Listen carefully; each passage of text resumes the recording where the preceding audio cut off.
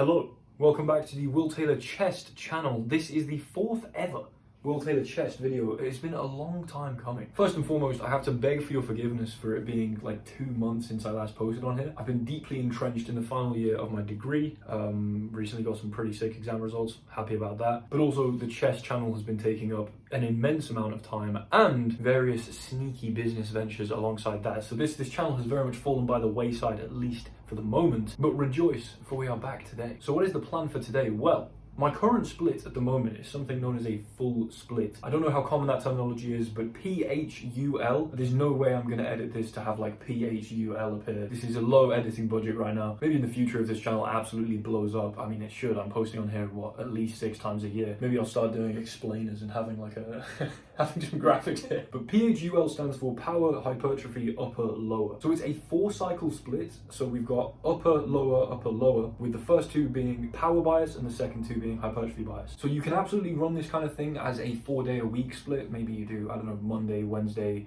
Friday, Saturday, something like that. But given that I don't particularly care about keeping stuff all within the 7-day calendar week, you know, I quite like asynchronous splits. What I'm doing is 1 day on, 1 day off. I'm going to do it for about 40 days. So we're going to get through this whole 4-cycle 5 times, 4 times 5, 20. So 1 day on, 1 day off over 40 days. Hopefully the math checks out there. However, in the past, I've done sort of, you know, 4, 5, even 6 times a week training. This is going to be 3.5 times a week training over like 5.5 weeks on average, just for this little mesocycle that I'm experimenting with at the moment. However, each of the workouts is quite a lot of volume. It's an average of like 20 sets per workout. Now, I don't know how you guys train, but normally, I don't know, I do some kind of push-pull legs. A push day might have 6 to 8 sets of chest, and then, I don't know, maybe 4 sets of tricep. Like the heaviest volume on a push day would be probably 8 sets of chest, 4 sets of triceps, and some side delts. You know, we're really capping it at maybe like 15 sets for the whole day. More likely it's going to be close to like 12. However, doing 1 on, 1 off, having a rest day either side of each workout. So today we're doing the upper power version, by the way. I don't think I mentioned that yet. Should be in the title, I don't know. It means that each of these workouts can be kind of intense. Again, the gym right now is not my 100% number 1 priority, but this split effectively allows me to hit every muscle group twice a week, or at least twice every 8 days. So in terms of optimality, it's probably not that far off, about as good as you can get. I don't know, it's something I'm experimenting with. Each of these workouts seemingly takes me, I've done like a week so far. So I've done 1 of the 4 cycles. This is the first of the upper power days now that we're back around to do the whole thing again. But each of the workouts seems to take like an hour 40, which is kind of where I seem to hit a bit of a wall anyway. You know, if you're in the gym for more than 2 hours at a time, I don't know, unless you're having some like intra-workout carbs, you're probably gonna die. Anyway, enough of this context. What I'm gonna do is I'm gonna have a little pre-gym snack, and then we're gonna go and hit this power-oriented upper day. I'll give a precise breakdown a bit later, but we're going to be doing bench press, weighted pull-ups, what the hell else, overhead press, probably seated because my lower back's a little bent over, barbell rows, you know, a lot of these big compound power-oriented movements in kind of a relatively low rep range, and then some skull crushers, hammer curls, and face pulls for the arms. I think that's probably, you know, 7 good exercises that's going to cook the entirety of the upper body. We'll see. Who's ready for some movie magic? I mean, come on, that's movie magic right there. What we've got here is red Gatorade. Last time, I believe, we had blue Gatorade here on the channel. We're gonna pop open the red Gatorade, pop open the water bowl, and take a lovely scoop of this. I don't know, approximately 2/3-ish, something like that. It's a very generous 2/3. And, you know, we're gonna get that in there. Fill it with water, of course, put the lid on, and then get to shaking it about. This Gatorade is gonna hopefully carry me through what's gonna end up being quite a late, high volume workout. I really hate the idea of filming stuff in a busy gym, so I kind of wait until it's not going to be as packed for my own sake and the sake of everyone else there. However, that does mean that it is quite late already. I think it's like 9:15, and I woke up at about 8 a.m. this morning, so I don't know, a high volume, full upper workout oriented towards power. But so long as I have my banana here, I think that's going to provide us a nice bit of quick release, a little bit of monosaccharides directly to the bloodstream, alongside some Gatorade. I mean, we're carbing up just slightly. We are also going to need the gym bag because I'll be needing my my grips, my Bear grips. These are like, if you're familiar with like Dr. Mike and that, Versa grips basically, but cheap and from Amazon. These are awesome for like bent over barbell rows, weighted pull-ups, etc. Got the wrist wraps because my wrists are kind of unhealthy. I've got like a plate here. I don't know if you can see that. I mean, you can't see the plate, of course, but you can see the scar. From an old rugby injury, I like to make sure it's wrapped up so I don't damage myself. And then I can't be bothered to get this out of the bag, so I'm going to change angles and we're just going to peer in. We've got the weighted pull-up belt with the chain. I mean, what a kit. By the way, what do we think about the return to the mullet? For anyone who used to watch the chest channel, the mullet is making a healthy return. Anyway, I'm going to eat this banana, probably off camera. begin sipping on the Gatorade and then get to the flipping gym because it's getting a bit late. Got the bag packed. We've got the headphones, Gatorade, all the various equipment that I need. Got my tripod because I'm a gymfluencer. Okay, so on the way to the gym now. Generally speaking, the rep ranges I'll qualify before each exercise. So there'll be 3 sets of each exercise that I do. I probably will only include the top set of each in this video, otherwise it could get quite long and quite boring perhaps. I'll see you in there.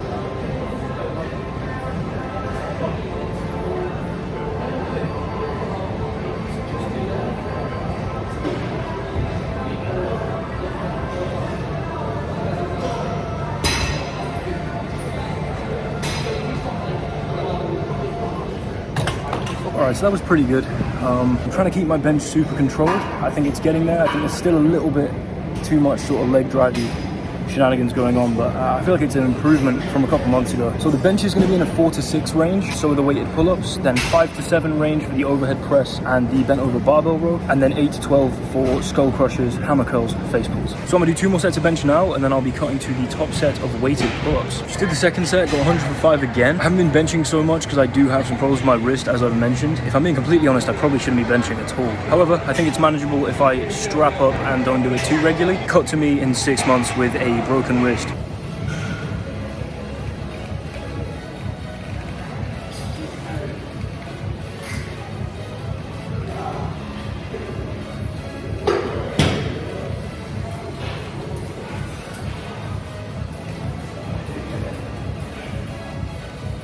Okay, that was pretty nice. I can definitely do a bit heavier for 6 reps. I stopped at 6 because it's, I'm doing a 4 to 6 range, and when I hit the 6, that just means next time go with 15 kg or maybe 12.5, I don't know. We'll see, but those were clean as hell. I'm gonna do 2 more sets and then move it on to the seated overhead press.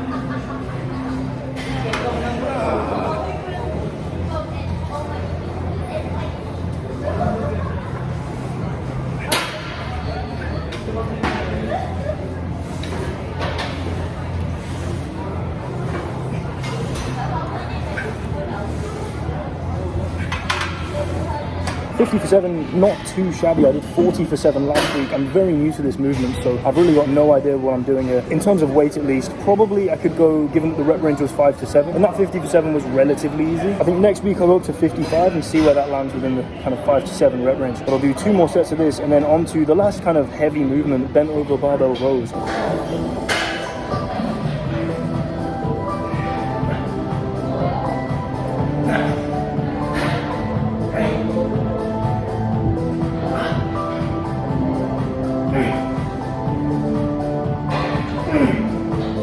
Forgive myself for dabbling in a little momentum there. It is a power-oriented day after all.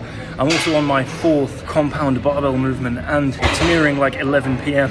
Yeah, I just checked the time, that's actually a lie. It's only 10 past 10. However, a bent over barbell row feels like the most forgivable of movements to give a bit of body English to. I don't know, let me know what you think of that in the comments. Maybe I'm just coping, but there's clearly a lot of back activation going on there. So we take those, baby.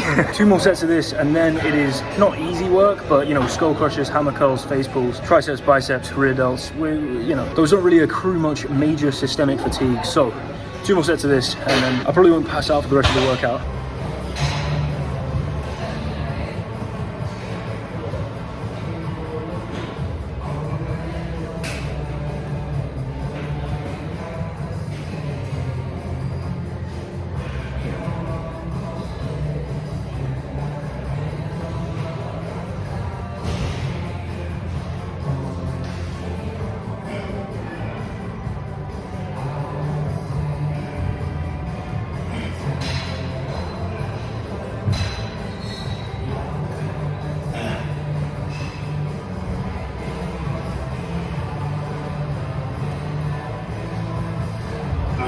Okay, so that last rep was an absolute grind. I got 30 for 10 last week and only 30 for 9 then. However, I think the fact that I knew I was on camera, maybe the depth and the control was definitely a little better. I don't know, that felt like a stronger set. I'm not mad that the numbers have gone down because I do think my technique has definitely improved there. I'm a big fan of this movement though. The only reason I'm wearing wrist straps is just because of my dodgy wrist, as I say. You know, I only really need it on the one wrist, but for the sake of symmetry, you know, I don't want to create any imbalances, injure my right wrist overcompensating or something. So 2 more sets of this, and then hammer curls, then face pulls, then flipping hell, it's time to get back and make some burritos.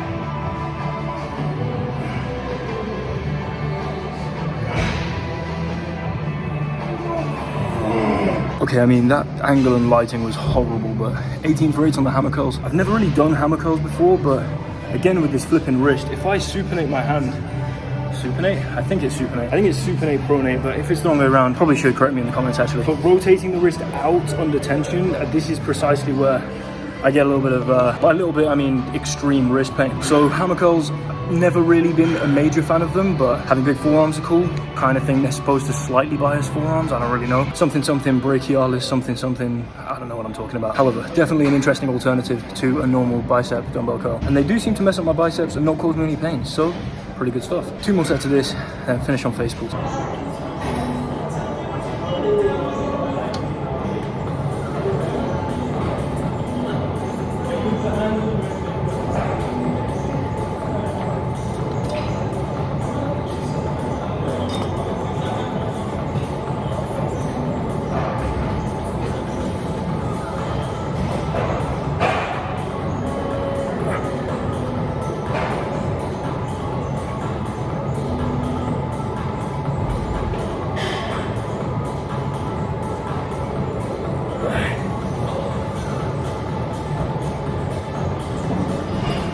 Okay, so that was a bit of an insane angle. I didn't really know how to film that because I tend to basically sit on the floor. Kneeling just feels unnecessarily unstable. Also, somewhat controversially, you may question my manhood here, but I actually strap into rear delts spamming face pulls. Despite the fact that I clearly could grip such weight, my grip strength isn't going to fail with the weight I'm using for face pulls. I don't know, doing it really allows me to focus on like pulling with, I know, thinking about sort of driving my elbows back, pulling with the rear delt rather than kind of bicep curling it in, gripping it here, using the whole forearm. There's something to it. I'm a big fan of it and I feel insane localized pain in my rear delts whenever I do it. But you know, sitting on the floor, strapping into a face pull, you do come across as a bit of a gimp. However, my rear delts are going to be massive. So, weighing up the pros and cons there. 2 more sets of this and then I'm flipping out of here, Jesus Christ. Okay, we're off. It is almost bang on 11 p.m. right now. It took me a little longer to do that workout, obviously, because I was, you know, recording and setting up a tripod and talking to a camera. However, given that I left my house at 9, leaving the gym at 11, not the end of the world, especially when I'm recording, probably means the actual workout would have taken like an hour 30 without recording, I guess. I'm feeling pumped as hell. Let's get back, do a little pump check, and then I don't know how long this episode of the Will Taylor Chest experience is gonna be, but then it's time to get some beef into my gullet. Okay, so we're back, and if we get under that nasty downlighting, oh yeah, baby. I don't really know if I can actually do a lat spread properly, but the pump is looking awesome. I'm a bit more bulked up. You know, if I relax here, the abs are almost gone, which is awesome. If you watched the first ever video on this channel, you remember me saying that was the goal. Hold on, I just adjusted the angle because I think for this one,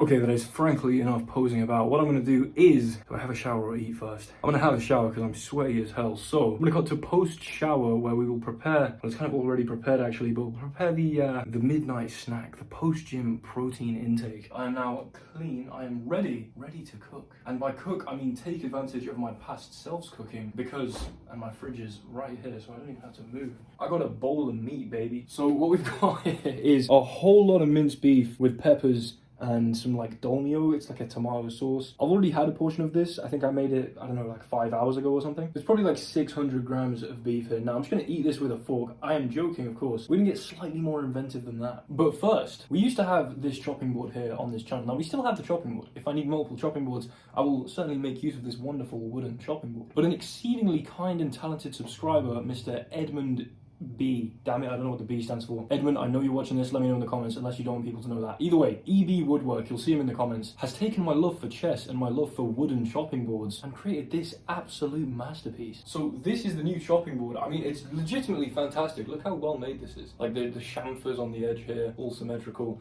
This, I think, is, you can check out the video for how he made it on this channel. Not that this is going to be major promotion for him. I don't know how many views this video is going to get. But this black is a different type of wood that was like, I don't know, laid down and then, you know, hammered in. Effectively made like a dowel, I guess. I'm probably using all sorts of incorrect woodwork terminology. However, this is wonderful. What a fantastic gift. So this is the chopping board that will be featured on this channel from here on out. It's very durable. I could smack, I'm not going to do that. EB, I know you were scared there. So this is the new chopping board. Now, all that remains is to bring in some wraps here. Take one and place it on my chopping board. Then we'll get some mayonnaise and some cheese, of course, and we're gonna create ourselves a little burrito. This isn't gonna be the most glamorous Will Taylor cooking segment, WTC, still works. However, I have a dual barrel air fryer, which I will show you. Currently, I'm just showing you one of the barrels. But I can assemble myself a nice little wrap here, extremely high in protein, extremely tasty for me, and extremely healthy if we ignore the copious amounts of mayo and cheese that I'm gonna put on this. But I eat wraps all the time. I would say probably every day. I just have a lot of lean meat in wraps, and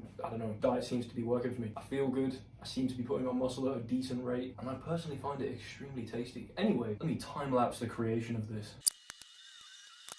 And so what we have here now is the wrap prepared. Doesn't exactly look the most glamorous, but all to one side intentionally. You can see the asymmetry I've gone for here, such that, and you're ready for this technique, we can go up, we can go across, we can bring this across, and then we can just wrap it around and tuck this under here, such that we get a nice self-sufficient wrap, as long as we obviously place it this side down in the air fryer. I mean, you're not going to find anywhere else on YouTube this level of culinary expertise. We've got some air fryer paper. We're simply going to place that deep into the air fryer tray, take our wrap and lay it to rest, as so. Then it is, of course, time to put that bad boy in, turn it on, turn it to 200, start that, and we're just going to bring this down. I'll probably put it on 3 minutes. I do apologize for the now whirring air fryer, but this obviously won't heat up the meat, but it makes the outside warm and the inside relatively warm. I'm sure you could do this in a pan or in the air fryer, but for longer. I just frankly don't care. I'm hungry and would like to eat this within the next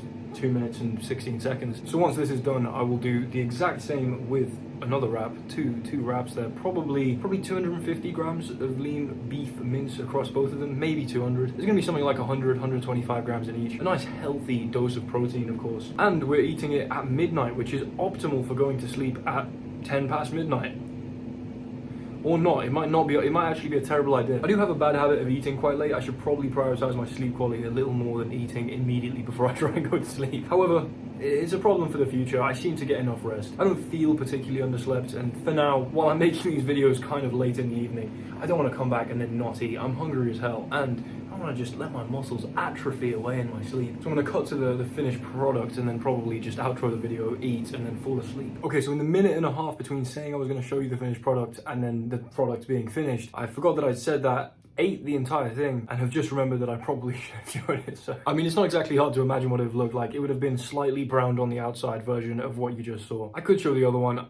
Frankly, this video might be getting on a bit now. So thank you very, very much for watching. Hopefully you enjoyed. Unfortunately, this isn't the start of an extremely regular upload schedule here on this channel. I've still got a few months left of my degree. I think this summer is when probably I'm going to look to try and do like a weekly video on this channel at least, but we'll see. Hopefully you enjoyed. I know that almost everyone here is from my chess channel. Hopefully you are enjoying seeing a completely different style of content. And I really, truly hope that there are some of you for which this is to some extent motivational, or a bit of a companion maybe. If you're a chess player, maybe beginning your own gym journey. Hopefully there's some wisdom in these videos. Hopefully they're entertaining. What, I don't know, but you know, I'm enjoying making them. So thanks so much for watching. I'll see you guys in the next one. Make sure you're subscribed. As I've said before, this channel will inevitably hit 3 billion subscribers. Might not have said that before, but something to that effect. So you can be damn sure you want to be in the first 1,000. Goodbye.